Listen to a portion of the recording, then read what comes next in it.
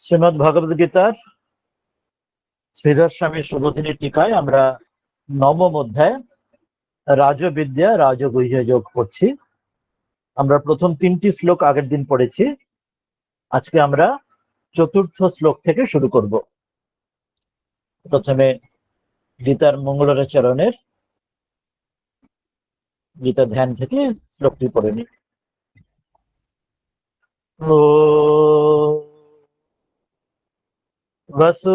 वसुदेवसुतं देवं कंसचाणूरमर्दनं देवकी परमानन्दं कृष्णं वन्दे जगद्गुरुम्। আমরা প্রথম 3টি শ্লোকে রাজবিদ্যা রাজগুহ্য যোগের দেখেছি যে ভগবান কৃষ্ণ অর্জুনকে জানাচ্ছেন যে তিনি একটি বিশেষ এই গুহ্য অতি গুহ্য এবং রাজবিদ্যা সেটি তাকে জানাবেন। বলছেন যেটি জানলে তিনি সংসারের জন্ম মৃত্যুর সংসার চক্র থেকে মুক্ত হবেন, আর যারা এর প্রতি শ্রদ্ধাশীল নয় তারা সংসার চক্রে বারবার এসে পড়তে থাকে। প্রথম 3টি শ্লোকে একটু বলেছেন। এবার চতুর্থ শ্লোকে তিনি বলছেন প্রভাব সহিত ভগবানকে সর্বব্যাপী স্বরূপ কথন। তিনি এবার সেই বিষয়টিতে এবার শুরু করতে চলেছেন এক এক করে। এবার সম্পূর্ণ অধ্যায়টিতে তার এই রাজবিদ্যা রাজগুহ্য এই যে তার সঙ্গে এই যে যোগ এই বিষয়ের কথা তিনি বিস্তার করবেন। প্রথম শ্লোকে তিনি বলছেন যে প্রভাব সহিত ভগবানকে সর্বব্যাপী স্বরূপ কথন। ভগবানের যে সর্বব্যাপী যে স্বরূপ তার যে প্রভাব তার বিষয়ে তিনি সূচনা করতে চলেছেন। বলছেন নবম অধ্যায়ের চতুর্থ শ্লোকে শ্রী ভগবান উবাচ ময়া ততমিদং সর্বং জগদ্ব্যক্তমূর্তিনা মৎস্থানি সর্বভূতানি ন চাহং তেষ্বস্থিতঃ। বলছেন ময়া ততম ইদম সর্বম জগৎ অব্যক্ত মূর্তিনা মৎস্থানি সর্বভূতানি ন চ অহম তেষু অবস্থিতঃ। কি অর্থ আসছেন? বলছেন যে হে অর্জুন, ময়া আমার দ্বারা, আবার এই যে অব্যক্ত মূর্তি না, আমার এই যে অব্যক্ত যেটি ব্যক্ত নয় অর্থাৎ নিরাকার এই যে পরমাত্মা যে আমার যে স্বরূপ এর দ্বারা ইদম এইটি কোনটি না সর্বম এই সবকিছু সমগ্র জগতের যা কিছু সেই জগৎ বলছেন ততম পরিপূর্ণ ব্যক্ত। ব্যাখ্যায় পরে আসবেন চ এবং আর কি না বলছেন সর্বভূতানি জগতের সকল ভূতগণ সকল প্রাণী জীব সকল কিছু পঞ্চভূতের বিকার যা কিছু মৎস্থানি मत्स्थानी अर्थात मेरे अंतर्गत संकल्प के आधार स्थित है। বলছেন অর্থাৎ আমাতেই স্থিত। কিভাবে বলছেন না মেরে মেরে যে সংকল্প সেই আধারে স্থিত। যদি ব্যাখ্যা এটা বিস্তারে পরে আসবেন। অহম আমি তেষু তাদের মধ্যে না অবস্থিত আমি কিন্তু তাদের মধ্যে স্থিত নই। তাহলে কি বললেন এই শ্লোকটিতে?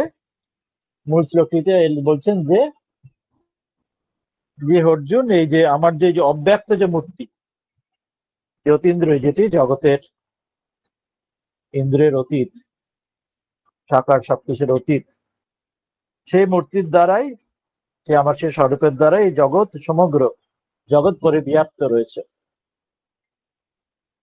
এবং সমস্ত ভূতগণ জগতের যা কিছু তারা আমাতেই অবস্থিত, যে ঈশ্বরে অবস্থিত।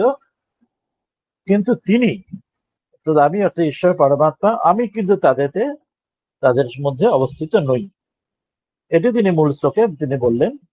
আমরা দেখবো শ্রীধর স্বামীর যে টিকায় এটি যে বলেইছিলেন যেটি রাজবিদ্য রাজগুহ্যযোগ, অনেক গহন গুহ্য বিষয়ে এই অধ্যায়ে তিনি বলবেন।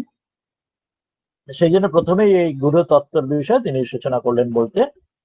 আমরা বিস্তারে আমরা কোথায় আছে সেটা পরে আমরা শ্রীধর স্বামীর টিকাতে আসছি।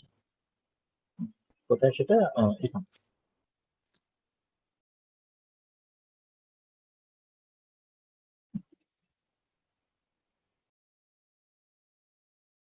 4 নম্বর শ্লোকে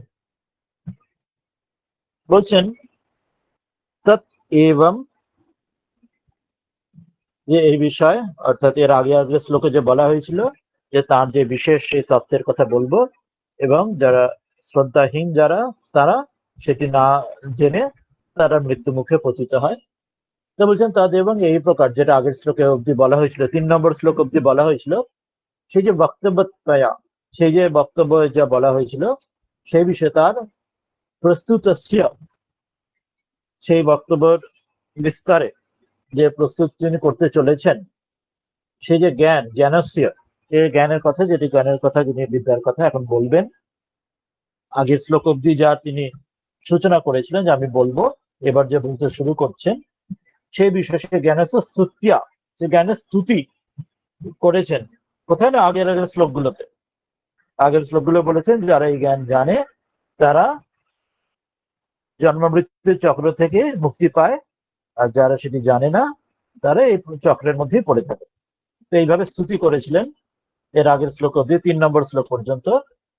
তো এইভাবে স্তুতিয়া শ্রোতারম, যে শ্রোতা যিনি শুনছেন যারা, এখানে অর্জুন এবং তাকে উপলক্ষ করে আমরা সকলে, তাদের শ্রোতারম অভিমুখী কৃত্য, অর্থাৎ শ্রোতাদের তাদের প্রতি আকৃষ্ট করছেন, অর্থাৎ আগ্রহান্বিত করছেন এই বিষয়টির বলে যে তুমি এই জ্ঞান জানলে মুক্ত হবে, এই জ্ঞান না জানলে মুক্ত হবে না।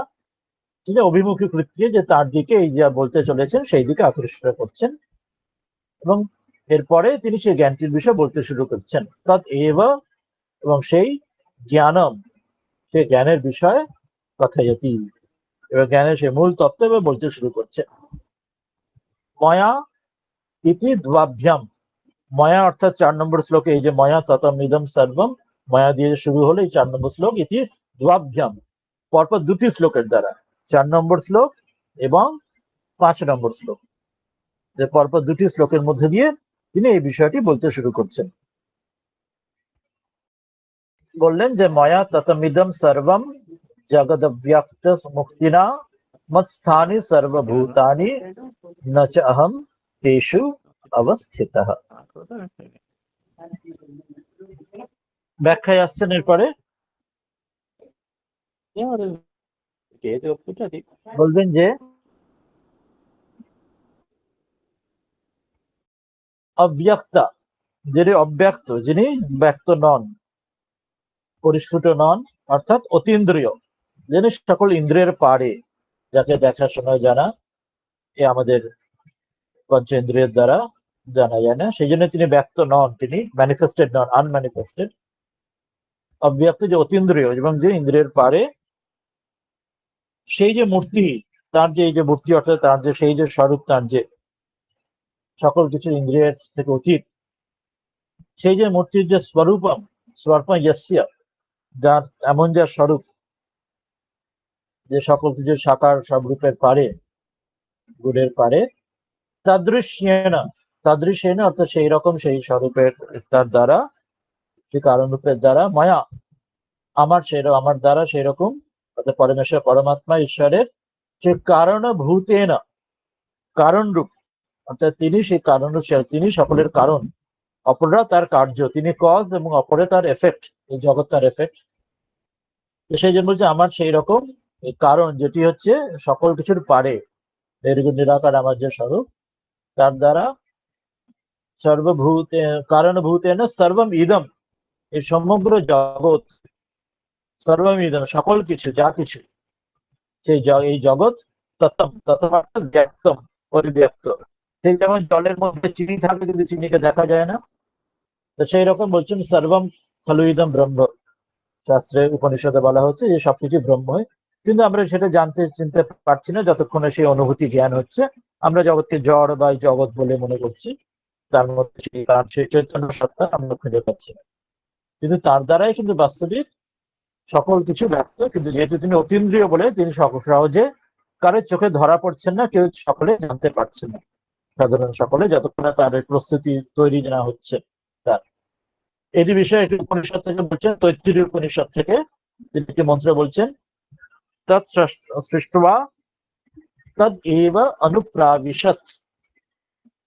বলছেন তৎ সৃষ্ট্বা, তিনি এটি সৃষ্টি করে, কি না, এই জগৎকে সৃষ্টি করে, তদ এব অনুপ্রাবিশত, এই জগৎকে সৃষ্টি করে যে পরমাত্মা, তার মধ্যেই, এই জগতের মধ্যেই, অনুপ্রবিশত, যে তার মধ্যে তিনি প্রবেশ করছেন। যেন উপনিষদে এমন মন্ত্র আসছে, তিনি জগৎ সৃষ্টি করে তার মধ্যে রয়েছেন, কিন্তু তাকে কেউ দেখতে জানতে, প্রত্যক্ষ ইন্দ্রিয় দ্বারা কেউ দেখতে জানতে পারছে না। ইতি শ্রুতে, এমন শ্রুতিতে এমন বলা হয়েছে।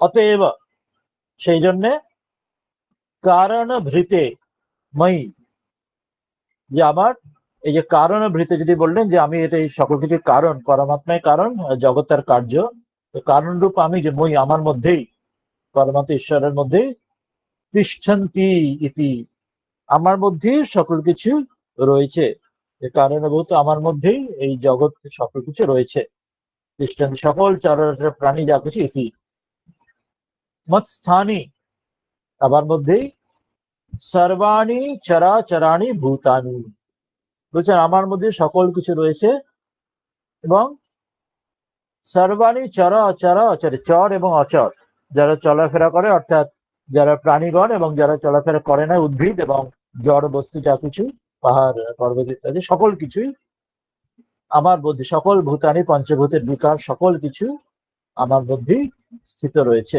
আমার সেই স্বরূপের মধ্যে স্থিত রয়েছে। এবং অপি,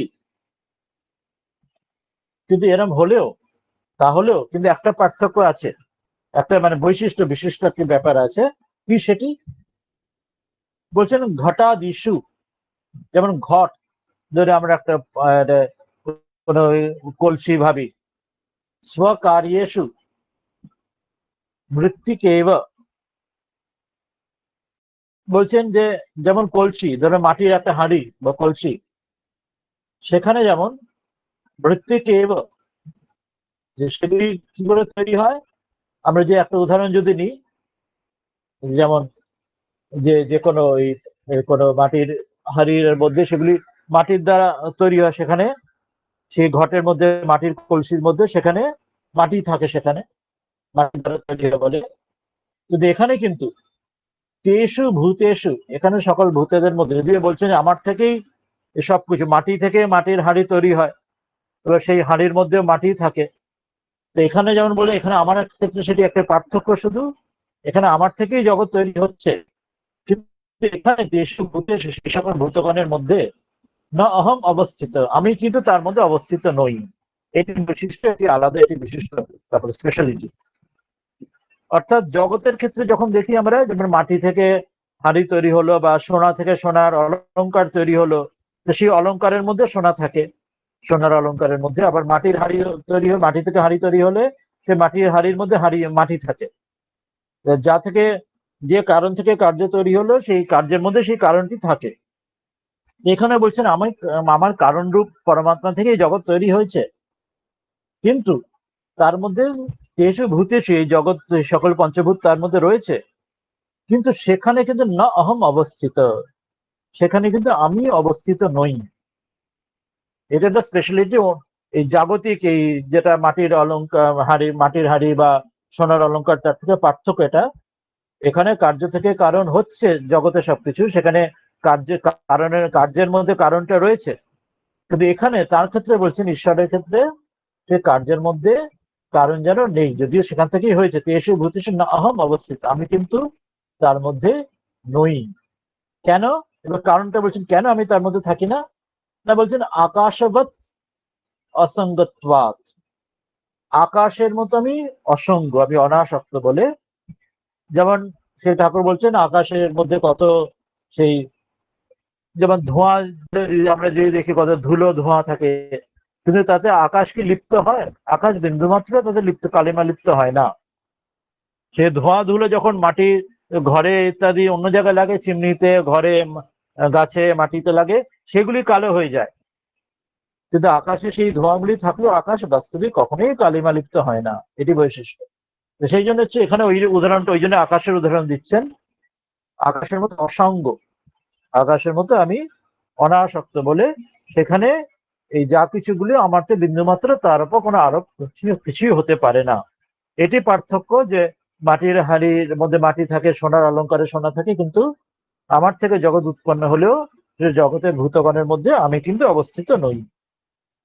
এটা একটা স্পেশালিটি বলছেন, বিশেষ। এর প্রথম যে জ্ঞানের যে বিষয়টি বলতে শুরু করবেন বলেছিলেন, যে জাগতিক জ্ঞান থেকে যে বিশেষ, এটা স্পেশাল, এটা যে জ্ঞান জানলে তুমি মুক্ত হবে, এই জন্য স্পেশাল জ্ঞানের বিষয় বলতে শুরু করলেন। প্রথমটাতেই দেখলাম এইরকম একটা স্পেশালিটি বললেন, যে তার থেকেই সকল কিছু উৎপন্ন, কিন্তু তিনি তাদের মধ্যে নেই, এটি প্রথমে বললেন।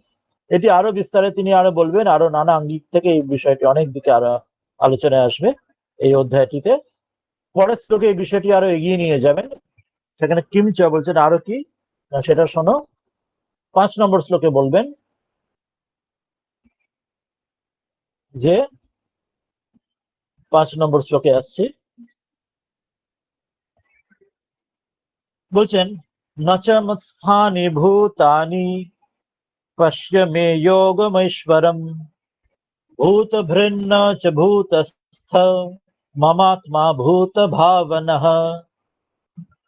বললেন না চ মত স্থানি ভূতানি পশ্য মে योगम ऐश्वरम भूत धृत न च भूतस्थः मम आत्मा ভূত ভাবনঃ।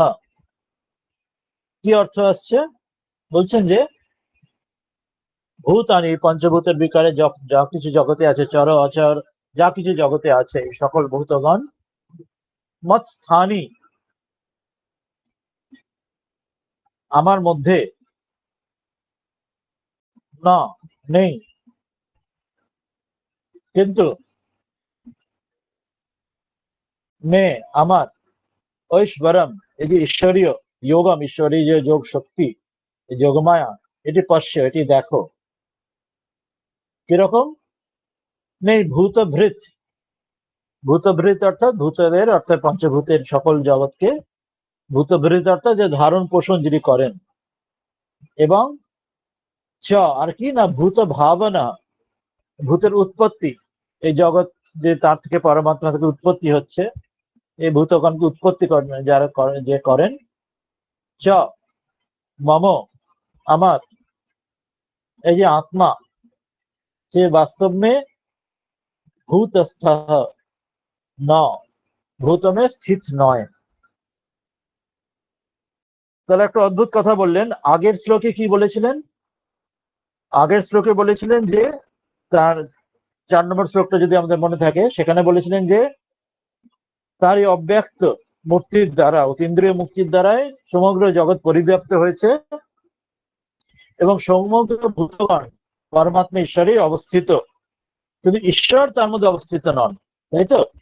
4 নম্বরে আমরা পড়েছিলাম, বলছেন তার মধ্যেই এই সমগ্র জগৎ, তার মধ্যে সকল ভূতানি তার মধ্যে অবস্থিত আছেন, কিন্তু তিনি পরমাত্মা কিন্তু সেই ভূতগণের মধ্যে অবস্থিত নন, এটা বলেছিলেন। এই শ্লোকে কি বললেন?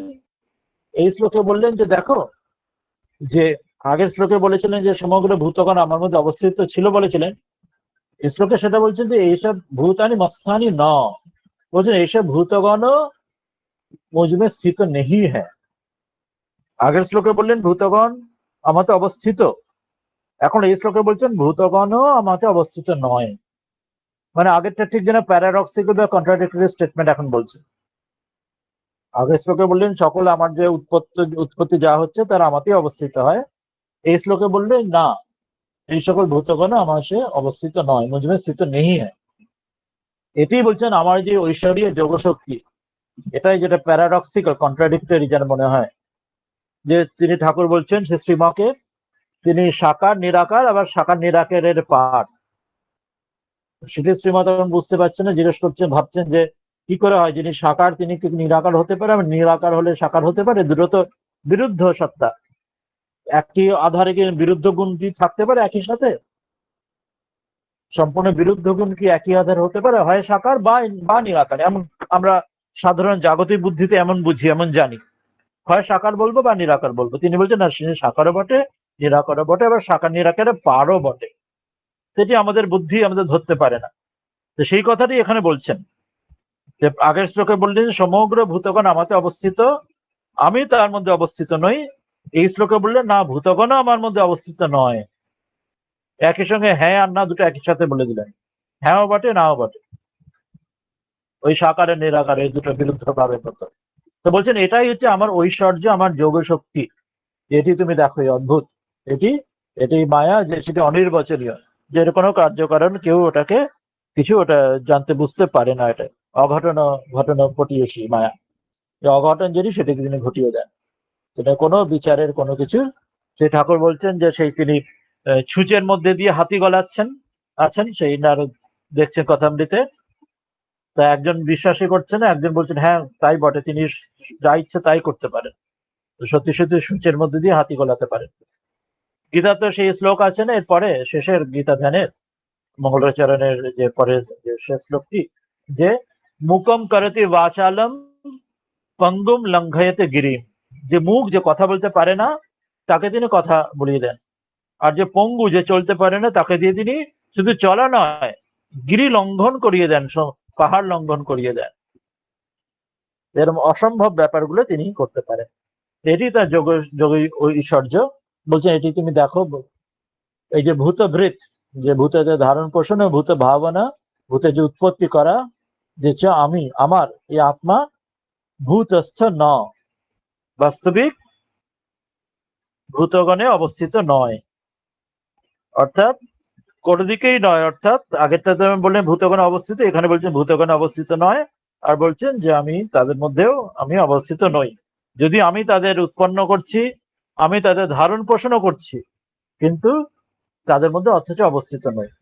যদিও জগতের ক্ষেত্রে মাটি থেকে মাটির হাড়ি হলে সেই মাটির হাড়িতে মাটি থাকে, সোনা থেকে সোনার অলংকার হলে সে সোনার অলংকারে সোনা থাকে, এটা জগতের ক্ষেত্রে দেখি।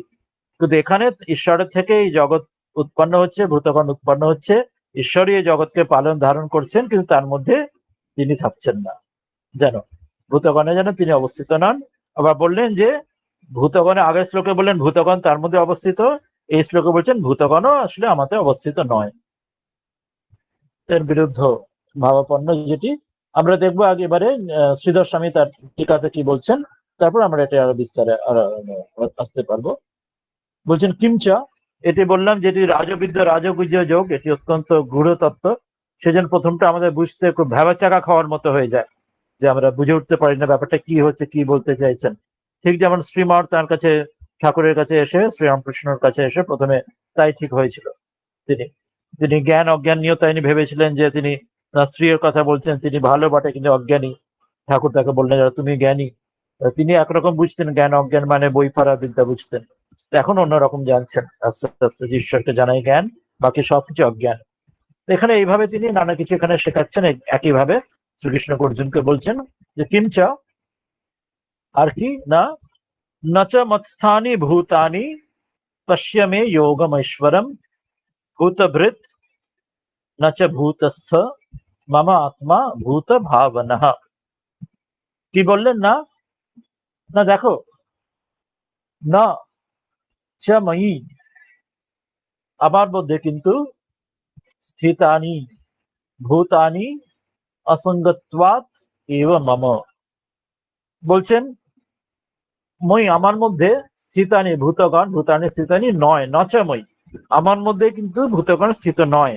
আগের শ্লোকে বলেছিলেন সমগ্র ভূতগণ আমার মধ্যে স্থিত, এই শ্লোকে বলছেন না, আমার মধ্যে স্থিত নয়। কেন, এবার কারণটা বলছেন।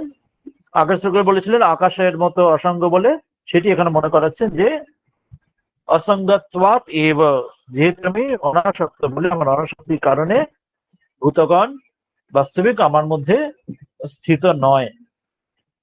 এবার সেখানে যে সংখ্যা যাচ্ছে সেই সংখ্যাটার কথা বলছেন এখানে, যে নানু তারহি, তাহলে যদি এমন যদি হয়, ব্যাপকত্বম আশ্রয়ত্বম চ পূর্বোক্তম বিরুদ্ধম ইতি আশঙ্কিয়া আহ পশ্যেতি, বলছেন তাহলে একটা আশঙ্কা আসতে পারে, আমাদের ডাউট আসতে পারে, সন্দেহ আসতে পারে, যদি যদি এরকম বলো যে তুমি এই সমগ্র ভূতগণ আগের শ্লোকে বলেছিলে তোমার মধ্যে স্থিত, এখন তুমি বলছো তোমার মধ্যে স্থিত নয়, তাহলে আমার একটা মনে প্রশ্ন যাচ্ছে যে আপনার যে পরমাত্মা পরমেশ্বরের যে ব্যাপকতা, যিনি সর্বব্যাপী, এমন কোথাও নেই যেখানে ঈশ্বর নেই, এরকম নয়, যে ঈশ্বর সব জায়গায় সর্বত্র তিনি আছেন। আর তার যে আশ্রয়ের উপর, অর্থাৎ তিনি সর্বভূতের যে আশ্রয় দিচ্ছেন, যেটা এখন বললেন যে তিনি সকল কিছু উৎপন্ন করছেন, সকল কিছু তিনি ধারণ পালন করছেন, সকলকে আশ্রয় করছেন। আবার বলছেন যে তিনি তার মধ্যে নেই, তার মধ্যে নেই, তাহলে এমন জায়গায় মনে হচ্ছে যেন তিনি ওখানে ভূতগণ রয়েছে তিনি নেই, তাহলে তিনি সর্বব্যাপী নন, তাহলে ঈশ্বর তাহলে লিমিটেড হয়ে যাচ্ছেন, ঈশ্বর কোথাও আছেন কোথাও নেই, মানে ঈশ্বর লিমিটেড এন্টিটি হয়ে গেলেন। এরা মনে হতে পারে, আমাদের সন্দেহ জাগতে পারে, যখন বলছে তুমি ভূতগণের মধ্যে নেই, তার মানে ঈশ্বর তাহলে লিমিটেড এন্টিটি হলেন, তিনি সব জায়গায় থাকেন না, মানে তিনি একটা সীমাবদ্ধ হয়ে গেলেন, তিনি অসীম রইলেন না, আর তিনি তার সর্বব্যাপকত্ব যেটা, সেটা হানি হয়ে গেল, তিনি হয়তো তাকে সর্বব্যাপক বলা যাবে না। তুমি যদি এরকম বলে তার মধ্যে তুমি নেই, তাহলে তোমার সর্বব্যাপী নেই, সব জায়গায় তুমি নও। আবার তুমি অন্য জায়গায় বলছো, আবার একসঙ্গে বলছো তিনি তার সর্বভূতের আশ্রয়ত্বম, যে সর্বভূতে তুমি আশ্রয় দিচ্ছ, তাহলে দুটো পরস্পর বিরোধী কথা হয়ে গেল না, প্যারাডক্সিক্যাল কথা হয়ে গেল, কন্ট্রাডিক্টরি কথা হয়ে গেল। এদিকে বলছো সর্বভূতকে তুমি আশ্রয় দিচ্ছ, সর্বভূতকে আশ্রয় দিলে তাহলে তো তোমার, তুমি কোন জায়গায় তুমি নেই এরকম হবে না, তো সেখানে সেখানে তুমি থাকছো, তোমার একটা আধারের মধ্যে একটা কিছু থাকে, যেমন একটা বাটির মধ্যে তেল বা জল থাকে, একটা আধার চাই, তার মধ্যে আধার সেটি থাকবে। তো তিনি যেন আশ্রয় দিচ্ছেন, তিনি অর্থাৎ তিনি সেই আধার হচ্ছেন, তার মধ্যে এই সকল ভূতগণ রয়েছে। আবার অন্য জায়গায় বললেন একই সঙ্গে বলছেন যে তিনি সর্বব্যাপী, তিনি ভূতগণের মধ্যে অবস্থিত নন, তাহলে সেখানে তিনি সর্বব্যাপী হচ্ছেন না। তা দুটো কথা কন্ট্রাডিক্টরি, প্যারাডক্সিল হয়ে গেল। তিনি এদিকে বলছেন তিনি সর্বভূতকে আশ্রয় দিচ্ছেন, সকল ভূতকে, আবার বলছেন তিনি সর্বব্যাপী নয়, তাহলে তার ভূতগণ, তিনি ভূতগণের মধ্যে নেই, ভূতগণ তার মধ্যে নেই বলছেন। তাহলে দুটো মিলছে না, যেন আমাদের সাধারণ বুদ্ধিতে যেটা মিলছে না, যে যদি সকলকে আশ্রয় যিনি দেন, তাহলে সকলের মধ্যে, তাহলে তার মধ্যে থাকতে হবে, তবেই সেটি ঠিকভাবে সর্বব্যাপী হবে। আর না হলে যদি সর্বব্যাপী যদি না হন, তাহলে সব জায়গায় রইলেন না, তাহলে এটা তো ওই গন্ডগোল হয়ে যাচ্ছে, যে সকলে আশ্রয় কি করে দেবেন, তিনি তিনি কোনো জায়গায় তিনি নেই, যেহেতু তিনি নিজে বললেন যে ভূতগণ তার মধ্যে নেই। তো এইটা একটা ডাউট যাচ্ছে আমাদের মধ্যে, শঙ্কা যাচ্ছে, ইতি পূর্বক্তম বিরুদ্ধম, এটা যেন ঠিক মিলে আমাদের বুদ্ধিতে এটা খাটছে না, যেটা ওই সেই শ্রীমঠ সেই চিন্তার মতো, যে সে সাকার তিনি আবার নিরাকার কি করে হবেন, হয় সাকার হবে না নিরাকার হবে, একই সঙ্গে দুটো কি করে হন। তো সেই রকম এখানে তার মধ্যে চিন্তা যাচ্ছে যে বিরুদ্ধম ইতি আশঙ্কা আহ, এটি পার্শ্বইতি, এই আশঙ্কা হলে তখন তার উত্তরে তিনি এই শ্লোকটি বলছেন। ওই জন্য বললাম একটু প্রথমটা একটু আমাদের একটু খাপছাড়া বা বুঝতে অসুবিধা হতে পারে। এবার বলছেন কারণটি কেন না, মে ঐশ্বরম অসাধারণ, অসাধারণম, আমার যে ঐশ্বর্য, আমার যে এরকম ঐশ্বর্য যে মায়া আমার, সেটি অসাধারণ, এটি কোনো জাগতিক কোন রকম যুক্তি, কোনো উদাহরণ দিয়ে এটা খাটবে না, কোনো জাগতিক কিছু দিয়ে তুমি এটা বুঝবে না, জগতের নিয়মে এটা যেন চলে না, এটা অসাধারণ, সাধারণ একটা স্পেশাল, এটি আমার যে ঈশ্বরের যে এই যোগমায়া, যেটি সেই যোগ, আমার যে যোগ, সেটি যুক্তিম অঘটিত ঘটনা চাতুরিয়ম ইদম, এই যে আমার সেটা যুক্তি গিয়ে অঘটিত ঘটনা চাতুরি, যেটা অঘটিত, যেটা ঘটে না, সেটাকে তিনি ঘটিয়ে দেখান। ওই যেমন সেই ওই সূচের মধ্যে দিয়ে হাতি পার করার মতো, যেটা আমরা কোন রকম আমাদের চিন্তা ভাবনা, আমাদের মনের দ্বারা আমাদের ঘটতে পারে না, সেটা তিনি ঘটিয়ে দেখান। এই মুকম করে দিয়ে বাচালামের মতো, যে কথা বলতে পারে না তাকে দিয়ে কথা বলিয়ে দেন, শুধু কথা বলেন না, তাকে বাচালের মতো অনেক কথা বলাতে পারে। আবার যে পঙ্গু, যে চলতে পারে না, তাকে তিনি চলিয়ে দেন, আর শুধু চলা নয়, তাকে দিয়ে একদম পাহাড় লঙ্ঘনও করিয়ে দিতে পারে, এরকম অসম্ভবকে সম্ভব করতে পারে। সেই জন্য বলছেন তিনি অঘটিত ঘটনা চাতুর্যম, তার এবং চাতুরি যে চাতুরি তার সেই অঘটিত ঘটতে পারে না, সে অঘটিত ঘটনা তিনি ঘটিয়ে দেন। ইদম পশ্য, এটি আমার দেখো, সেটা কিরকম না, বলছেন মদীয় যোগ মায়া বৈভবস্য অবিতর্ক্য অবিতর্কত্বাৎ, বলছেন মদীয় আমার, কোনটি না যোগ মায়া, আমার সেই যোগী মায়া, সেই তার ভেলকি লাগিয়ে দেন, ভগবান বলেন না ভেলকি লাগিয়ে দেন, জানো যে আমার এই যোগমায়া এরকম, তার যে বৈভব, তার যে বিভূতি, আমার যোগমায়ের যে বিভূতি সেটি এটা এইরকমই, সেটি অবিতর্কত্বাৎ, সেটি সকল তর্কের পারে, বিশ্বাসে মিলয় বস্তু তর্কে বহুদূর, যে শ্রদ্ধা যে আছে সেই শুধু শুধু পাবে, কিন্তু সেটি কোনো তর্ক দিয়ে তার খেই খুঁজে পাবে না, কোনো তর্ক দিয়ে সেটি বোঝা যাবে না। সেই বিভীষণ বলছেন, সে একজনের খুঁটেতে তাকে একটা কাগজ বেঁধে দিয়েছেন, বলছে বিশ্বাস করে চলে যাও, সাগর লঙ্ঘন করে যাবে, তো বিশ্বাস করে চলে যাচ্ছে। যখন একসঙ্গে খুলে দেখছে যে কি লেখা আছে কাগজে, দেখছেন রাম, শুধু এই রাম লেখা আছে, যেই অবিশ্বাস হলো সে ডুবে গেল।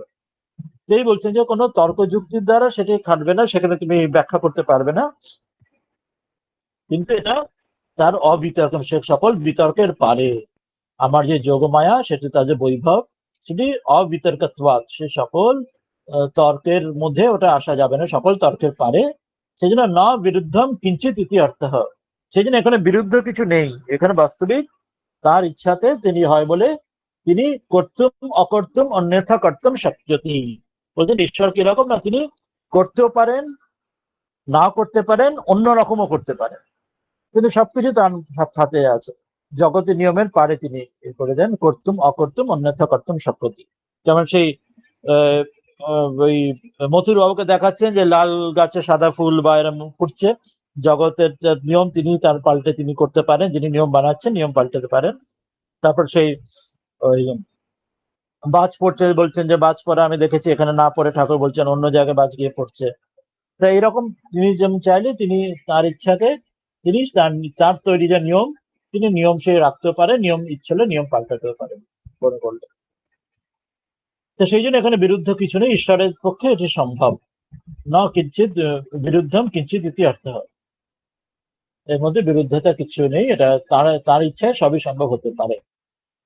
অন্যতপি আশ্চর্যম পশ্যেত ইতি আহ, বলছেন আরো একটা আশ্চর্য দেখো, এই একটা আশ্চর্য তো বললেন, আরো একটা স্পেশালিটি দেখো, একটা আশ্চর্য বললেন যে ওই যেটা যে আমার মধ্যে আছেও বটে নেইও বটে, যেটা একটু আগে বললেন, আর এরপর বলছেন আরো একটা আশ্চর্য দেখো, সেটা বলছেন, সেটা কি না ভূত ইতি, এই ভূত ইতি অর্থাৎ ওই ওই দ্বিতীয় চরণে যেটি বলছেন ওই শ্লোকে, না ভূতানি বিভর্তি, ভূতানি বিভর্তি অর্থাৎ যে এই সকল যে ভূতগণ ধারয়তি ইতি ভূতভৃত, ভূতভৃত মানে হচ্ছে যে সকল যে ভূতগণকে জগৎকে তিনি ধারণ পালন পোষণ করছেন, ভরণ পোষণ করছেন, সেটাকে ভূতভৃত বলা হয়।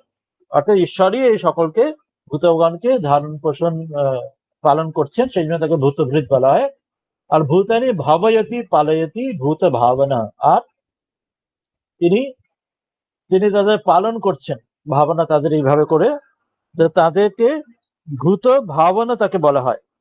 এই যে তিনি ভরণ বা ধারণ করছেন বলে ভূতভৃত তার একটি নাম, আবার তিনি তাদের যে ভূতগণকে ভাবনা বা পালন করেন বলে ভূত ভাবনা তার নাম বলা হয়, যেটি মূল শ্লোকেতে ছিল, যেটি আমরা শ্লোকের মূল পড়লাম এখনই, ভূতভৃত নাচা ভূতস্থ মম আত্মা ভূত ভাবনা, এই দুটো শব্দের অর্থ বলছেন, ভূতভৃত আর ভূত ভাবনা শব্দের অর্থ বলছেন। ভূতভৃত বলা হলে কি না বিভর্তি ধারয়তি, যেখানে ধারণ করছেন সেখানে ভূতভৃত বলছেন, আর ভূত ভাবনা কখন বলছেন, ভাবয়তি মানে পালন করছেন, একটাতে পালন করছেন, এটা ধারণ করছেন, ধারণ করছেন মানে ধরে আছেন, যে তিনি না ধরে থাকলে সবকিছু পড়ে যায়, তো সেটি তখন ভূতভৃত বলা হচ্ছে।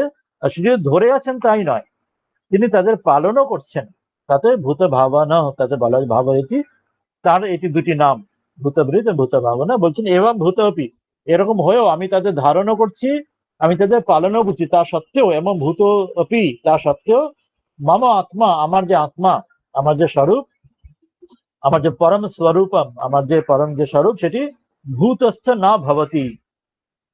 আরো অদ্ভুত দেখো, যে আমি সকল ভূতগণকে আমি ধারণ করছি, এই সকল ভূতগণকে আমি পালন করছি, তাহলেও তা সত্ত্বেও মম আত্মা পরম স্বরূপম, আমার যে আত্মা, আমার যে পরম স্বরূপ, সেখানে ভূতস্থ ন ভবতি, কিন্তু তা সত্ত্বেও আমি কিন্তু তার মধ্যে থাকি না। যে আমার যে সেটি ভূতস্থ, তার মধ্যে আমি থাকি না। আমি তার মধ্যে তাদের পালনও করছি, ধারণও করছি, তবু আমি তার মধ্যে নেই। কেন? না, কি করে এটা বোঝাচ্ছ? না, অয়ম ভাব, এটার অর্থটা কি? যে কেন তাদের ধারণ করছো, পালন করছো, অথচ তুমি তার মধ্যে নেই? এটা কি করে হয়? অসম্ভব কি করে হয়? অ্যাবসার্ট কি করে হয়? তো বলছেন যে যথা জীব ও দেহম, উদাহরণ দিচ্ছেন যে জীব, সাধারণ সকল জীবে প্রাণী, আমরা সকল মানুষ সকলের ক্ষেত্রেই, অন্যান্য জীব প্রাণী সকলের ক্ষেত্রেই তারা কি হয়, তারা দেহম বিভ্রত পালয়ংশ্চ অহংকারেণ তৎসংশ্লিষ্ট তিষ্ঠতি এব। বলছেন সকল ক্ষেত্রে যে জগতে যে জীবেরা, প্রাণীরা, মানুষ ইত্যাদি সকলের ব্যক্তিরা সকলেই দেহ বিভ্রত, তারা দেহ যে ধারণ করে, জীব দেহ ধারণ করে এবং তাদের পালনও করে। আমাদের প্রত্যেক মানুষ, প্রত্যেক জীব, প্রত্যেক প্রাণী তারা দেহ ধারণ করছে, দেহ পালন, নিজের দেহকে পালন করছে। তারা অহংকার তাদের রয়েছে, নিজের অহং রয়েছে, নিজের যে কাছে আমি, তার দ্বারা নিজের কাছে আমি বলে এই বোধ রয়েছে, এই বুদ্ধি রয়েছে। এই ক্ষুদ্র অহংয়ের দ্বারা তার সংশ্লিষ্ট, তার সঙ্গে সে একদম চিপকে থাকে, যেন তার সঙ্গে যুক্ত, তার সঙ্গে আসক্ত হয়ে থাকে। ওই জন্য ঠাকুর বলছেন আমি বলে ঘুচিবে জঞ্জাল, এই আমি রূপ অহং, সেটাই রমণ মহর্ষি বলছেন যে renunciation of the ego is the real renunciation. তো সেটাই অহংবোধ, এই যে অহংকার, সেটাই আমাদের এই দেহের সঙ্গে আমার আত্মীয়তা বোধ, আমি আমার এই বোধ করে তার সঙ্গে আটকে যেন চিপকে থাকার মতো আসক্ত করে রেখে দেয় তিষ্ঠতি।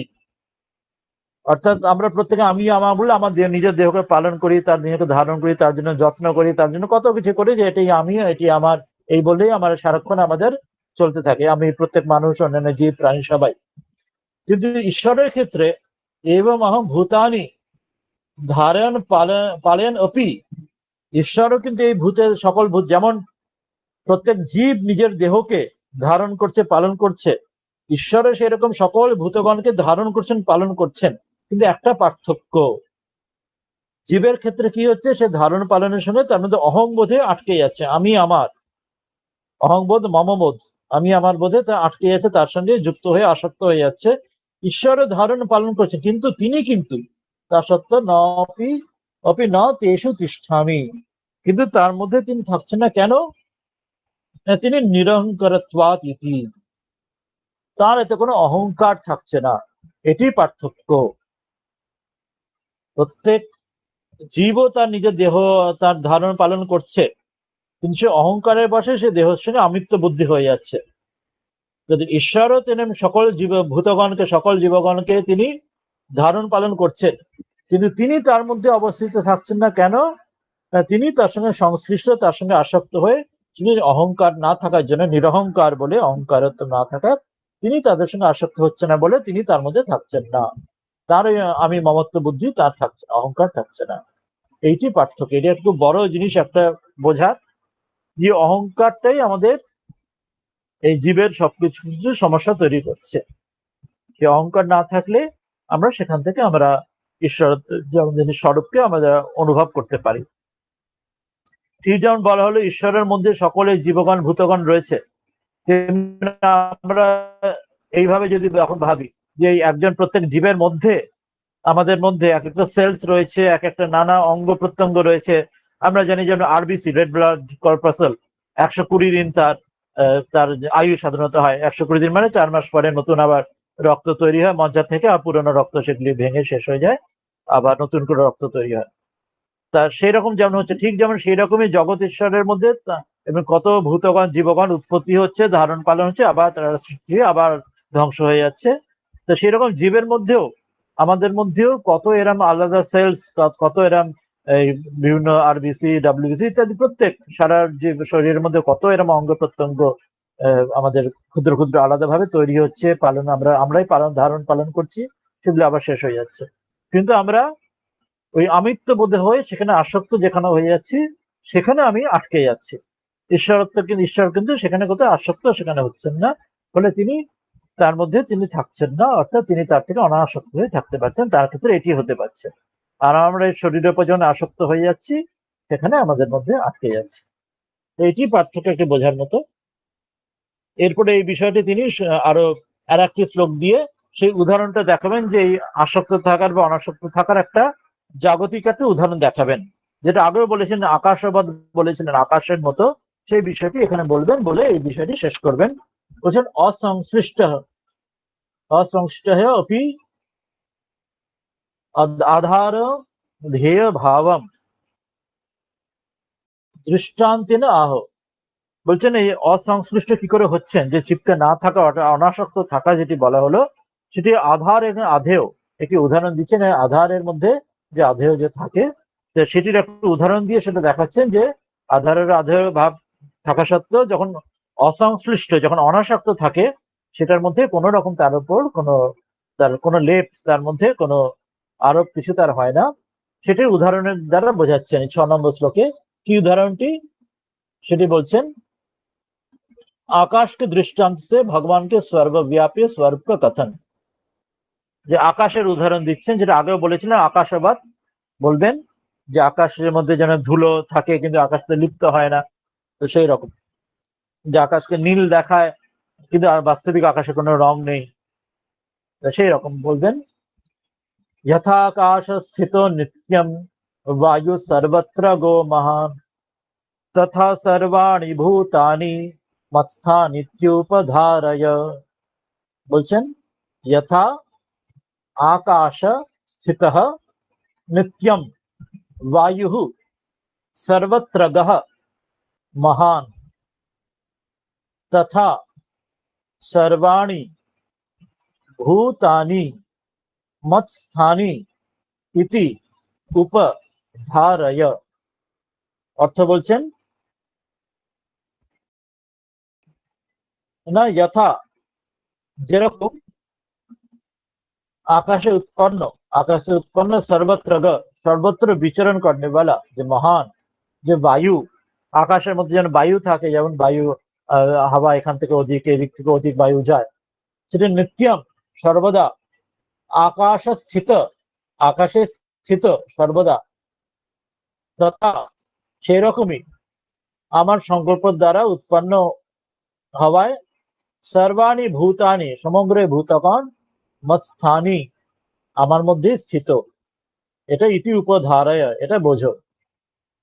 অর্থাৎ আকাশের মধ্যে বায়ু থাকা সত্ত্বেও যেন আকাশ বিন্দুমাত্র লিপ্ত হয় না, তো সেই রকম আমার মধ্যে এটি থাকলেও আমি তার মধ্যে বিন্দুমাত্র সংশ্লিষ্ট হই না।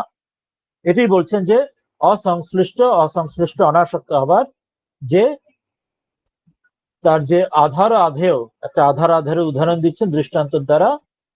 কি দৃষ্টান্ত না, यथा आकाश स्थित नित्यम वायु सर्वत्र महान तथा सर्वाणि भूतानि मत्स्थान इति उपधारय। কি বলছেন, অবকাশন বিনা অবস্থান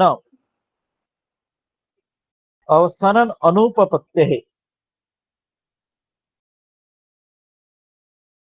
বলছেন অবকাশ যদি না থাকে, অর্থাৎ স্পেস যদি কোনো খালি ভ্যাকুয়াম কোনো জায়গা যদি না থাকে, তাহলে অবস্থান অনুপপত্তেহ, কোন স্থান একটা কোনো অবকাশ কোনো একটা জায়গা থাকবে, তবে বিনা ও সেটা না থাকলে কোনো অবস্থান সম্ভবই হতে পারে না। অর্থাৎ সাধারণ যেটা আমরা যুক্তিতে বুঝি, একটা কোনো বস্তু কোনো জায়গায় থাকতে গেলে সেখানে ওই জায়গাটার থাকার একটা জায়গা চাই, মানে স্পেস চাই।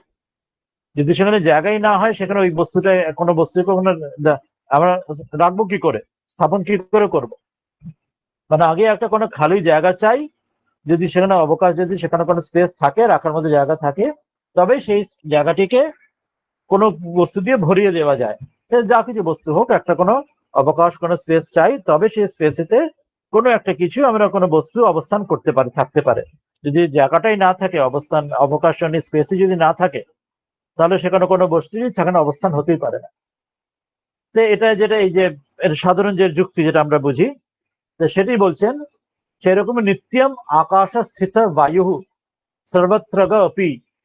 তো সেই রকমই যে শুধু আকাশরূপী যে স্পেসের মধ্যে, এই অবকাশের মধ্যে বায়ু যে রয়েছে, সেটি সর্বত্র অপি, যে সর্বদা সেটি গমন করে, অর্থাৎ আকাশরূপী এত বিশাল যে স্পেস রয়েছে, তো এই স্পেসটা রয়েছে, অবকাশ রয়েছে বলেই সেখানে বায়ু তার মধ্যে অবস্থান করতে পারছে। যদি আকাশরূপী যদি অবকাশের জায়গা যদি না থাকতো, তাহলে সেখানে জায়গাটা না থাকলে বায়ু সেখানে থাকতে পারতো না। বায়ুতে সর্বত্র গমন করছে, সেখানে অবকাশ বা জায়গা রয়েছে, স্পেস রয়েছে, তবেই সেখানে বায়ু সেখানে গমন করতে পারছে, থাকতে পারছে। তথা মহান সেটি সর্বত্র যেতে পারছে বলে সেটি মহান বটে, মহান বটে। কিন্তু না আকাশের সংশ্লিষ্ট এতে বলছেন, তা সত্ত্বেও আকাশকে তার কোনো সম্পর্ক থাকে না, সংশ্লিষ্ট হয় না। ঠিক যেমন বললাম যে ধোঁয়া ইত্যাদি উদাহরণ দিয়ে, যেমন ধোঁয়া আকাশের মধ্যে থাকলেও আকাশ সাথে বিন্দুমাত্র লিপ্ত হয় না। ধোঁয়া কাকে লিপ্ত করে? না লিপ্ত করে যে কোনো ঘরের দেওয়ালে হলে সেখানে দেওয়ালটা কালো করে দিচ্ছে, বা হাওয়া যেখানে যদি বায়ু যদি হয় আকাশকে লিপ্ত করতে পারে না, কিন্তু যদি ওই মাটিতে কোনো ঝড় বাদল হয় সেখানে সেখানে এই গাছকে উপরে দিচ্ছে, বা সে গাছের পাতা এসে কাঁপছে, বা সেই সেই ঝড়েতে সে বায়ুর তীব্রতায় সে ঝড়েতে কিছু ভেঙে পড়ে যাচ্ছে ইত্যাদি। অর্থাৎ অন্য যা কিছু যে সেটি সেখানে তাতে লিপ্ত হচ্ছে বা তার সংশ্লিষ্ট হচ্ছে, কিন্তু আকাশে তাদের বিন্দুমাত্র কিছু সংশ্লেষ হয় না। ওই যেমন ধোঁয়া বা তার বায়ুতের গন্ধ বা যেমন ঝড়, আকাশ যেমন কিছু যাই থাকছে, কিন্তু সেই অবকাশ রয়েছে বলেই বায়ুর মতো সে অবস্থান করতে পারছে।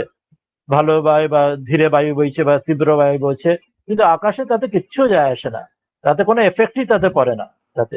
কিন্তু অন্য কিছু অন্যদের ওপর এফেক্ট পড়ছে, ওই গাছের ওপর এফেক্ট পড়ছে, বাড়ির ওপর এফেক্ট পড়ছে, গাছের পাতা নড়ছে বা ঝড়েতে বাড়ি ভেঙে পড়ছে ইত্যাদি, কিন্তু আকাশের তাতে বিন্দুমাত্র কিছু যায় আসে না। তো সেরকমই বলছেন যে না আকাশে না সংশ্লেষ, বলছেন আকাশে তাতে কোন রকম সংশ্লেষ হয় না। সেরকম কেন? নিরবয় বা ত্বেনা বলছেন, নিরবয়ব বলছেন, নিরবয়ব বলে কারণ আকাশ কোনো অবয়ব রহিত, আকাশের কোনো অবয়ব কিছু নেই। যার কি অবয়ব যার আছে, একটা স্ট্রাকচার যার আছে, যেমন এই গাছ বলা হলো, বাড়ি বলা হলো, সেগুলি বায়ুর দ্বারা সেগুলি এফেক্টেড হচ্ছে। হাওয়া দিলে তখন ওই পাতা, গাছের পাতা কাঁপছে, জোর ঝড় বৃষ্টি টর্নেডো ঝড় হলে বাড়ি ভেঙে পড়ে যাচ্ছে। অর্থাৎ যার কিছু শেপ যা আছে, আকার যার আছে, অবয়ব যার আছে, তার উপরে বায়ুর এফেক্ট হচ্ছে। কিন্তু আকাশ তো তার কোনো তার অবয়বই নেই, আকার কোনো, আকাশের কোনো কোনো আকার নেই, আকাশের কোনো রূপ কোনো নেই, ফর্ম নেই। নীরব অবয়ব রহিত হওয়ার কারণে তার মধ্যে কোনো সংশ্লেষই আসছে না। নিরবয়ব, তার অবয়ব না থাকার জন্য তার সংশ্লেষা যোগা তথা তার কোন রকম তার সংশ্লেষ, তার কিচ্ছু মাত্র তার সংশ্লেষের তার সম্পর্কই তার আসছে না। যে সংশ্লেষের অযোগাত তথা সংশ্লেষের যোগ্যই সেটি নয়। যেখানেই কোনো ফর্ম থাকবে তার উপরেই এই বায়ু যেমন আঘাত হানতে পারে, আর যা কোনো ফর্ম নেই, যেমন নিজের ছায়ার সঙ্গে যুদ্ধ করার মতো। কেউ নিজের ছায়ার সঙ্গে যুদ্ধই করতে পারে না, ছায়া তো বাস্তবিক, ওটা ছায়া, কোনো বাস্তবিক তার কোনো কোনো রূপ কোনো ফর্ম কিছু নেই। পুরোটা দেখা যাচ্ছে ছায়া আসলে, কিন্তু বাস্তবিক তো কোনো ফর্ম নেই। বাস্তবিক কোনো মানুষ বা অন্য কোনো ব্যক্তির সঙ্গে যুদ্ধ করা যায় বা লড়াই করা যায়, কিন্তু নিজের ছায়া যদিও তাকে দেখা যাচ্ছে, কিন্তু বাস্তবিক তার কোনো সত্যি সত্যি থ্রি ডাইমেনশনাল, তার কোনো তার ফর্ম নেই থ্রি ডাইমেনশনাল, যার সঙ্গে তার বাস্তবিক যুদ্ধ করা যায়। তো সেই রকম বলছেন তার সঙ্গে সংশ্লেষ হবেই না, যেহেতু অবয়ব নেই আকাশের, অযোগাত তথা তার সঙ্গে সংশ্লেষের সম্পর্ক যোগ্যই নেই। তথা সর্বাণী ভূতানি, সেই রকমই সমগ্র ভূতগণ ওই আমার মধ্যে স্থিতানি ইতি জানাহি, সেইভাবেই সমগ্র ভূতগণ যে আমার মধ্যে অবস্থিত। আমার যেহেতু কোনো অবয়ব নিরবয়ব নেই, সেই জন্য ভূতগণের অবস্থানে আমার তাতে কোনো মতো অহং ভাব একদম কোনো ভাব আসেনি, অহংকারের ভাব থাকে না, এবং ভূতগণের দ্বারা আমি বিন্দু মাত্র তাতে এফেক্টেড হই না। অথচ আমি তাদের ধারণ করছি, পালন করছি, কিন্তু ভূতগণের সেই, যেমন সেই সূর্যের আলো কেউ চুরি করছে, কেউ ভালো কাজ করছে, সূর্যের কিছু আসে যায় না। বা সেই ওই আকাশের মধ্যে সেই বায়ুর কোনো ভালো গন্ধ খারাপ গন্ধ, কিন্তু তাতে বায়ু আকাশের বিন্দুমাত্র তার লিপ্ত হয় না, ভালো গন্ধ বা খারাপ গন্ধ যাই হোক না কেন। সেরকম বলছেন আমার কোনো অবয়ব না থাকা, সেই রকম কারণেই আমি বিন্দুমাত্র সংশ্লিষ্ট হই না। এই আকাশের উদাহরণ দিয়ে বোঝালেন। তাহলে এই উদাহরণ দিয়ে তাহলে তিনি এই বিষয়টি, এই অদ্ভুত যেটি যেন প্যারাডক্সিক্যাল কন্ট্রাডিক্টরি, অদ্ভুত যে অঘটনপ্রতিবেশী বিষয়টি তিনি 3টি শ্লোকে দিয়ে বললেন। এরপরে পরের শ্লোকগুলিতে এই বিষয়টি ধীরে ধীরে এই সম্পূর্ণ অধ্যায়টিতে এই বিষয়টি আরো এগিয়ে নিয়ে যাবেন। আজকে আমরা তবে 3টি শ্লোক পড়লাম, এখানেই আমরা শেষ করব। যদি কোনো প্রশ্ন আলোচনা কারোর কিছু করার থাকে তাহলে এই বিষয়টি কিছু বলতে, প্রশ্ন আলোচনা করলে করতে পারেন, না হলে আমরা এই বিষয়কে আজকে এখানেই আমরা শেষ করব এই 3টি শ্লোক নিয়ে। কেউ যদি কিছু বলতে চান বলতে পারেন, বা জিজ্ঞাসা থাকলে, সাজেশন, ফিডব্যাক থাকলে করতে পারেন, না হলে আমরা এখানে শেষ করব। মহারাজ 5 নম্বর শ্লোকটা বড্ড মানে হচ্ছে, অসুবিধে হচ্ছে বুঝতে একটু। হ্যাঁ, ওই জন্য একটু কঠিন তো বটে, এটা একদম নতুন রকমের কনসেপ্টে, অন্য আমাদের জাগতিক নিয়মের মধ্যে যেন খাটে না। এই 5 নম্বর শ্লোক এটিতে বললেন যে নচ মৎস্থানি ভূতানি পশ্চিমে যোগম ঐশ্বর্যম ভূতভৃত নচ ভূতস্থ মম আত্মা ভূত ভাবনা। সেই জন্য বলছেন আমার এই যে যোগ ঐশ্বর্য, যে আমার যে মায়া, যেটি হচ্ছে যেন অঘটন পটিয়সী মায়া, যেটি কোনো তোমার মন বুদ্ধির পারে যিনি, অনির্বাচনীয়, সেই জন্য বলা হচ্ছে তিনি মন বুদ্ধির পারে, সেটি ওই জন্য, সেই জন্য যোগম ঐশ্বর্য যোগ মায়ের কথা বলছেন, যে সেটি বাস্তবিক, এটাকে যেন আমাদের এই 100টা বুদ্ধির দ্বারা যেন ধরাই যায় না। তো সেটি ব্যাখ্যায় তিনি বলছেন যে এই সব ভূতগণ আমার মধ্যে স্থিত নয়। আগের শ্লোকে বলেছিলেন এইসব ভূতগণ আমার মধ্যে স্থিত, এখন বলছেন আমার মধ্যে স্থিত নয়, এটি আমার যোগ ঐশ্বর্য। দেখো, যে আগে হ্যাঁ বলে এখন না বলছি, কেন না? কারণ আমি সকল কিছু ভূতভৃত ভূত ভাবনা, সকলকে ধারণ করছি, পালন করছি, তা সত্ত্বেও বাস্তবিক ভূতগণে কিন্তু অবস্থিত নই। এই সকল কিছু ধারণ পালন জগতের ক্ষেত্রে ওই মাটির হাড়ি, কলসি বা সোনার অলংকার তারা ওই তৈরি করছে, সেখান থেকে ধারণ পালন হচ্ছে, এবং তার মধ্যে সেই হাড়িতে মাটি রয়েছে, অলংকারে সোনা রয়েছে, তো এখানে আমি কিন্তু তাদের ধারণ পালন করছি, কিন্তু তার মধ্যে আমি কিন্তু অবস্থিত নই। তা সত্ত্বেও জাগতিক নিয়ম খাটছে না। কেন? তো আমরা একবার দেখি শ্রীধর স্বামী এখানে কি বলছেন। প্রথমেই বলছেন যে এটি এই জন্যই যোগ ঐশ্বর্য, এটা বোঝা খুব শক্ত। তাতেও আরেকবার বলছেন যে এটা দেখো, বোঝো যে নচ মই স্থিতানি ভূতানি অসঙ্গত্বাৎ এব মম, যেহেতু আমি অসঙ্গ, আমি অনাসক্ত, অর্থাৎ কোনো অহংকার এর মধ্যে নেই, ওই জন্য আমি যুক্ত হই না, আমি এদের সঙ্গে কোনো রকম সংশ্লেষ এদের থাকে না। যেটি ওই পরের শ্লোকে তিনি উদাহরণটা দিলেন 6 নম্বর শ্লোকে, যে ওই আকাশের মতো, আকাশের যেহেতু কোনো অবয়ব নেই, আকাশের মধ্যে বায়ু থাকলেও বায়ু ছাপ যা কিছু পড়ে, ধুলো ধোঁয়া ছাপ কোথায় পড়ে না? অন্যান্য গাছে, বাড়িতে, সব জায়গায় পড়ে, কিন্তু আকাশের উপর তার কোনো রকম তার ছাপ পড়ে না। তো সেইরকমই বলছেন আমি অসঙ্গ বলে এই ভূতগণকে আমি যদিও ধারণ পালন করি, কিন্তু বাস্তবিক আমার মতো আমি অসঙ্গ, অনাসক্ত, নিরহংকার বলে আমার উপর তার কোন রকম ছাপ পড়ছে না, বিন্দুমাত্র তার কোনো দাগ পড়ছে না।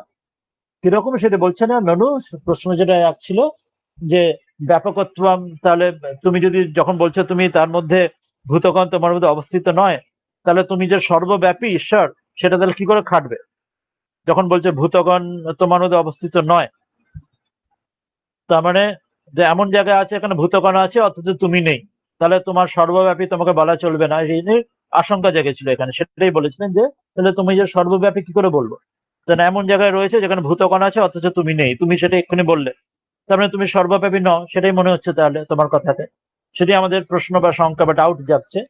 আর কি বলেন, তোমার যেটা আশ্রয়ত্বম, তুমি যে বলছো তুমি সকল, তুমি ভূতের আশ্রয়, তাহলে দুটো খাটছে না। তুমি এদিকে সকল ভূতের আশ্রয় বলছো, আবার তুমি বলছো তুমি সব জায়গায় তুমি থাকছো না, ভূতেদের মধ্যে তুমি থাকছো না, তাহলে তাদের মধ্যে না থাকলে তাহলে তুমি আশ্রয় কি করে হবে, তাদের আশ্রয় কি করে দেবে?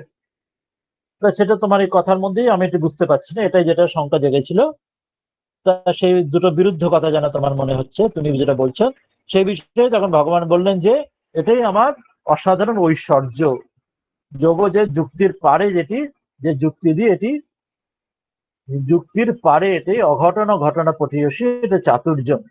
আমার যে এই কারণ, সেটি এই যেটা ঘটে না সেটাও আমি ঘটিয়ে দিই, এরকম যেটা যুক্তি দিয়ে বোঝা যায় না যেন, এর পারে আমার এই যোগমায়ের এটি কারণ, অঘটন ঘটনা পটিয়সী, যে অনির্বচনীয়, যেটা বোঝা সকল বচন মন বুদ্ধির পারে, তো সেটি দেখো এখানে কিরকম না বলছেন, ব্যাখ্যা করছেন না, মধ্যে যোগ মায়া, আমার যে যোগ মায়ার দ্বারা তাদের বৈভবে বিভূতি এইরকমই, যেটি অবিতর্কত্বাৎ, সেটি কোনো বিতর্ক মধ্যে, সেটি তর্কের দ্বারা আসে না, বোঝানো যায় না। বিশ্বাসে মিলয় বস্তু তর্কে বহুদূর, যে তর্কে দিয়ে সেটাকে কখনোই তুমি তাকে সিদ্ধান্ত করতে পারবে না, সিদ্ধ করতে পারবে না।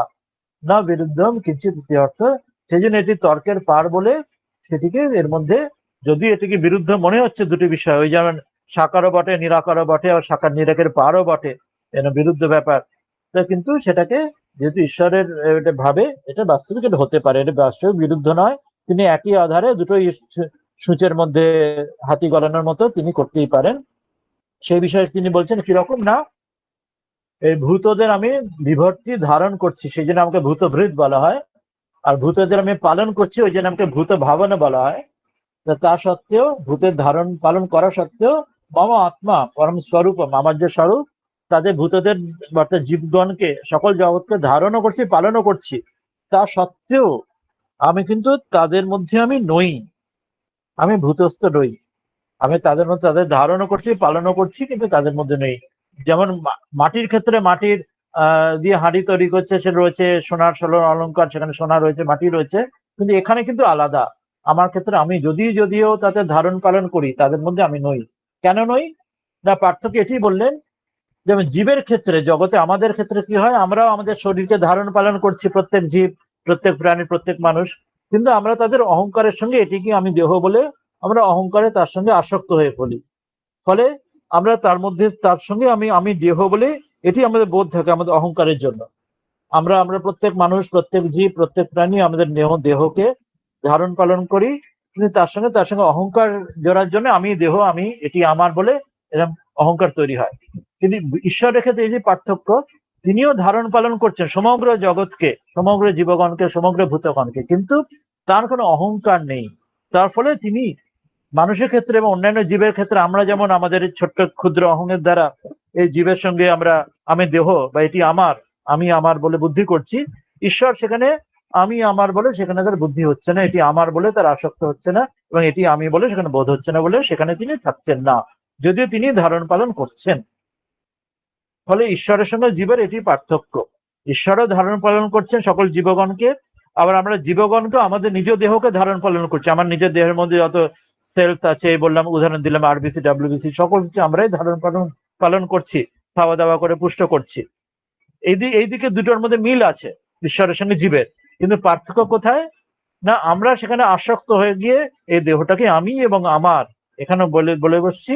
ঈশ্বর কিন্তু সেখানে তার আসক্তি অহংকার না থাকার জন্য তিনি ধারণ পালন করা সত্ত্বেও তার সঙ্গে তিনি একত্রবোধ করছেন না, বলে তিনি তার মধ্যে থাকছেন না, তিনি তার সঙ্গে আমি আমার মমত্ববোধ তার হচ্ছে না, ফলে তিনি এগুলো করা সত্ত্বেও তিনি তার মধ্যে থাকছেন না, কিন্তু আমরা সেটি থাকছি, আমরা আমি দেহ বলে আমরা আটকে যাচ্ছি, এটি পার্থক্য। এই উদাহরণ, জীবের উদাহরণ দিয়ে এখানে বোঝালেন, আর পরের শ্লোকে তিনি ওই আকাশের উদাহরণ দিয়ে বুঝিয়েছেন, যেটা পড়লাম আমরা আগে 6 নম্বর শ্লোকে। এই দুভাবে তিনি ব্যাখ্যা করলেন। তাহলে এটি আমরা বুঝলাম, এটি প্রশ্ন ছিল, তো এটি আমরা আর একবার আমরা অন্যভাবে ব্যাখ্যা এলাম। হ্যাঁ, তাহলে আজকে হ্যাঁ প্রণাম, বলুন। হ্যাঁ, বলছি যে সুখদেবের তো কোনো অহংকার বলুন এসব তো কিছুই ছিল না ওনার মধ্যে। হ্যাঁ, অবশ্যই সবকিছুই ওনার মধ্যে, ওনার দেহ, ওনার অহংকার, ওনার যাবতীয় যা মানুষের মধ্যে থাকে, আমাদের সুখদেবের কিন্তু অবশ্যই যখনই একজন মানুষ, ওটাকে ঈশ্বর প্রাপ্তি বলা হয়, জীবন মুক্ত ব্রহ্মজ্ঞ স্থিতপ্রজ্ঞ যখন হচ্ছেন, তখন তার সেই এই দেহর, যখন আমি দেহ বলেই অহংকার আর থাকছে না। সুখদেবের ক্ষেত্রে বলুন, শ্রীরামকৃষ্ণের ক্ষেত্রে বলুন, শ্রী রমণ মহর্ষি বলুন, আনন্দময়ী মা বলুন, বা যে কোনো প্রত্যেক যিনি ব্রহ্মজ্ঞ, যিনি জীবনমুক্ত মহাপুরুষ স্থিতপ্রজ্ঞ, যিনি তার ক্ষেত্রে আর এই শরীর বোধ থেকে তিনি পারে চলে যাচ্ছেন, এবং তিনি তার সেই আর ক্ষুদ্র শরীরের প্রতি আর সেই অহংবোধ তার থাকছে না। তিনি তখন ওই জন্য বলা হচ্ছে ব্রহ্ম বেদ ব্রহ্ম এব ভবতি, তিনি ব্রহ্মকে জেনে ব্রহ্মই হয়ে যান। প্রত্যেকেই যারা ব্রহ্মজ্ঞ মহাপুরুষ স্থিতপ্রজ্ঞ, শ্রীত্রৈলঙ্গ স্বামী বলুন, আর যত জগতে যত এমন মহাপুরুষ রয়েছেন, সে অবতারও হতে পারেন ও অপর যে অন্যান্য মহাপুরুষরা হতে পারেন, সকলেই তারা যখন এই বোধের পারে, দেহবোধের পারে চলে যাচ্ছেন, তাদের ক্ষেত্রে আর তারা এই আসক্ত আর থাকছেন না। তখন ওটি হচ্ছে আমাদের জীবনের লক্ষ্য। ঈশ্বর লাভ যে আমরা যখন বলছি, সেটা যখন জীবন মুক্তি স্থিতি, সেটাই তাই বোঝানো হয়। যখন আর এই দেহ আমি আমি আমি আমি দেহ বা এই দেহ আমার, এই বোধ আর থাকবে না, তখন এটির পারে চলে যাবে। ঠাকুরই তো বলতেন যে আমি সাকার, আমি নিরাকার। হ্যাঁ হ্যাঁ কথামিতে তো ঠাকুর বলেছেন এটা। হ্যাঁ হ্যাঁ এটাই এখান থেকে এটাই হ্যাঁ, ওইটাই যে জানা তিনি যায়। দুটোই, তিনি এই বিরুদ্ধ ভাবটা তার মধ্যে অবস্থিত হতে পারে। তিনি ঈশ্বর বলে, হ্যাঁ ঈশ্বরের মধ্যে এই যেটা জাগতিক বুদ্ধিতে আমাদের আসে না, বিরুদ্ধ ভাব কি করে থাকবে, কিন্তু ঈশ্বরের মধ্যে ওই এটা হতেই পারে এটা যে হতে তিনি পারে। সাকার, তিনি নিরাকার, আবার সাকার নিরাকার একই সঙ্গে হতে পারে। হ্যাঁ সেই জন্য এটি সম্ভব। এটি ভালো হবে। ওই জন্য এই অধ্যায়টি খুব বিশিষ্ট, এই মানে যে তত্ত্বগুলি আসবে বাকি এর পরেরগুলো খুব ভেবে বুঝে এবার কিন্তু অসাধারণ। তাহলে আর কোনো কারণ? ক্লাসটা তো বন্ধ যাচ্ছে, ওই জন্য আচ্ছা, গন্ডগোল হয়ে যাচ্ছে। হ্যাঁ সেই অনেকক্ষণ ছেড়ে যাচ্ছে তো মাঝে মাঝে, পুরোনো গুলো হ্যাঁ পড়ে নেবো। হ্যাঁ হ্যাঁ হ্যাঁ অবশ্যই বলেছে। হ্যাঁ, তা আর কারো কোনো প্রশ্ন আলোচনা আছে? না হলে আমরা তাহলে আজকে এখানে শেষ করব। ঠিক, তাহলে আমরা শেষ করি। ও মূকং করোতি বাচালম পঙ্গুম লঙ্ঘয়তে গিরিম यत्कृपातमहं वन्दे পরমানন্দ মাধবম। এখানে সেই অসম্ভব সম্ভবকে দেখালেন, যে যিনি মুখ, তিনি ঈশ্বরের ইচ্ছা তাকে বাচাল করতে পারেন, যিনি পঙ্গু তাকে তিনি গিরি লঙ্ঘন করতে পারেন। তো ঈশ্বরের কৃপায় অসম্ভব যে সম্ভব, অঘটন পটিয়সী মায়া, তার যোগমায়ার দ্বারা তিনি ভেলকি লাগিয়ে দেন, তিনি সব করতে পারেন। হ্যাঁ কে না, না কে হ্যাঁ তিনি করতে পারেন।